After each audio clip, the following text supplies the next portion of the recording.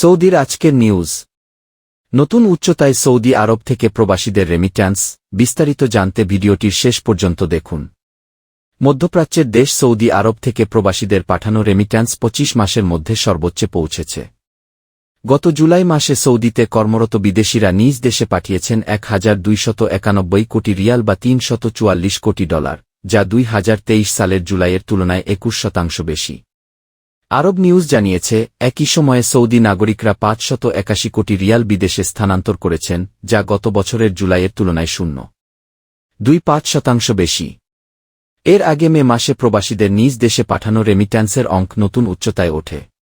ওই সময় ১৮ মাসের মধ্যে সর্বোচ্চ রেমিট্যান্স পাঠান তারা। আরব নিউজের প্রতিবেদনে বলা হয়, সৌদি আরব বিশ্বের অন্যতম বৃহৎ রেমিট্যান্সের বাজার। দেশটির অর্থনৈতিক নীতি ও শ্রমবাজারের পরিস্থিতি বিশ্বজুড়ে অসংখ্য পরিবারের আর্থিক নির্ভরতাকে সরাসরি প্রভাবিত করে। বিশ্বব্যাংকের মতে, জিডিপির শতাংশ হিসেবে ২০২৩ সালে সৌদি আরব বিশ্বব্যাপী বহির্মুখী রেমিট্যান্সে উল্লেখযোগ্য অবস্থানে ছিল। মোট আকারের দিক থেকে বিশ্বব্যাপী অর্থ স্থানান্তরের সবচেয়ে বড় উৎস ছিল যুক্তরাষ্ট্র। এরপর রয়েছে সৌদি আরব ও সুইজারল্যান্ড। এছাড়া শীর্ষ ১০ গালফ কোঅপারেশন কাউন্সিলের জিসিসি দেশগুলো অন্তর্ভুক্ত ছিল।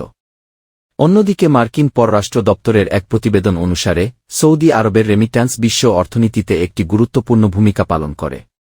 উপসাগরের অন্যতম এই অর্থনীতির শ্রমশক্তির প্রায় ৭৫% বিদেশি কর্মীনির্ভর।